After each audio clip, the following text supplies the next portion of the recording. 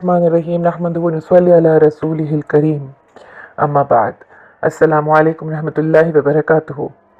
Our health and body is a gift by Allah subhanahu wa ta'ala. It is something which has been bestowed to us in this world so that we may use it to be obedient towards Allah.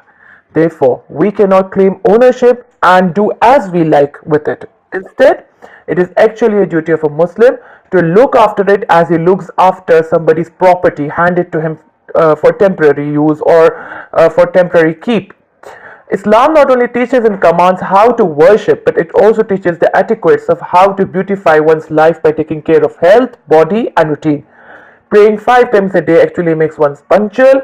Performing ablution 5 times a day teaches one to be clean and pure outwardly and inwardly. Similarly, Islam, being a complete code of life, has not left mankind to deal with his body as he likes. Instead, it has outlined some basic rules by which a person can avoid things that may harm his body and adopt those which may benefit his body.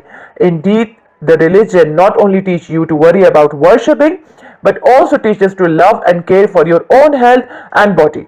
Everything that may harm the body is prohibited, and everything that benefits the body is considered commendable. Therefore, there are some guidelines regarding how to replenish one's soul, and then there are some guidelines of how to look after physical body. First of all, the worships commanded by Allah subhanahu wa ta'ala not only leads one to acknowledge Tawheed, but it also helps the soul to revive and replenish. Therefore, first and foremost is to ponder over our own shortcomings. One should try his best to reform himself, to abandon the bad habits, and to adopt the good ones. Every day, a Muslim must sit down and observe how his day was spent, what mistakes he had committed, whether they were in regards of worship, attitude, or dealing with other matters. Every day one should count the blessings he was bestowed and be thankful to Allah subhanahu wa ta'ala and be patient on the trials and difficult times that came upon him by Allah subhanahu wa ta'ala. A person is liable to commit small and big sins. At the end of the day, every Muslim should make it a practice to repent from the mistakes and sins he had committed with or without his knowledge. A Muslim should try his best to not to obey what his desires commands him or what the Satan whispers in his heart. Every desire that is against the religion should not be followed. A person should try his utmost to avoid being disobedient to Allah subhanahu wa ta'ala and being obedient to his desires. He should try his best to beautify himself with the best of manners towards others and himself as well. Reciting the Holy Quran and studying the sayings of the Holy Prophet ﷺ every day while pondering over it as well. It helps a Muslim to reform his day, to reform his actions, to reform his attitude.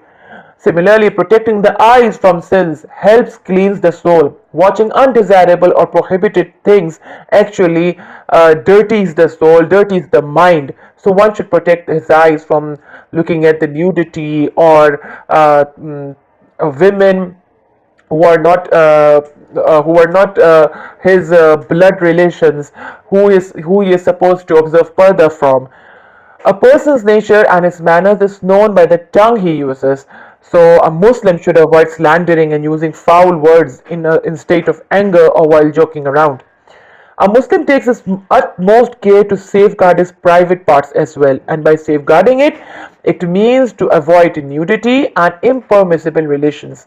My dear brothers and sisters, remember, the first step towards zina, towards adultery, is when you do not protect your eyes from the sins that are supposed to dirty your soul, that are supposed to dirty your heart. The first step towards the adultery, towards zina, is through the eyes. And similarly, avoid excess socializing also helps one protect himself from sinning. Why? If a person sins between people too much, then he is prone to fall into backbiting, wasting time in needless talk. A Muslim, in fact, is commanded to meet and join people in the times of their joy and misfortune. But socializing should be done when necessity arises, and in socializing with people, a Muslim should intend to command good and forbid evil. All of these points which I have discussed were the ones which helps in beautifying the soul, but there are some valuable points that helps one to take care of the body, not to overeat or eat whatever the heart desires, but one should eat that which benefits the body and enjoy tastes that are halal in Islam. To keep one's body clean from filth and impurity. Filth is what an eye can see and acknowledge as something dirty or undesirable to human sense of cleanliness, while impurity is the state which the Sharia deems impure, such as being in the state after relieving oneself. Similarly, to clean the mouth with miswak, which is a sunnah in itself, and it helps clean teeth and refreshes your breath. One should apply fragrance, comb, and oil his hair, or oil his hair, oil his head, or oil his beard. It helps the hair to strengthen and stops them from falling. One should take care of his sleeping hours. If someone is deprived of sleep, it may lead him to depression and stress. It will be impossible for him to think clear and straight, and definitely then it affects many decisions and matters of life. It is important that one should at least sleep 4 to 5 hours daily. Where it is necessary to sleep for 4 to 5 hours daily. On the other hand, excess sleeping also harms human health. Too much sleep slows down the brain, makes one very lazy and unable to face situations in life. Similarly, excess eating or eating every other moment also leads the body towards being obese. A fat person is always in danger of many diseases. So one should fix his time for proper food intake. For example, there should be a time for breakfast, lunch, refreshment and dinner, while avoid eating in between these times. It is also desirable to refresh one's mind and body by going on vacation, touring or outing within the permissible limits of Islam. So my dear brothers and sisters, our religion, Islam, is actually a complete code of life. It not only teaches you how to worship, but it also teaches you how to take care of your body, how to take care of your life, how to take care of your matters, how to take care of your own health. Inshallah ta'ala, we will meet in another session. Assalamu alaikum wa rahmatullahi wa barakatuh.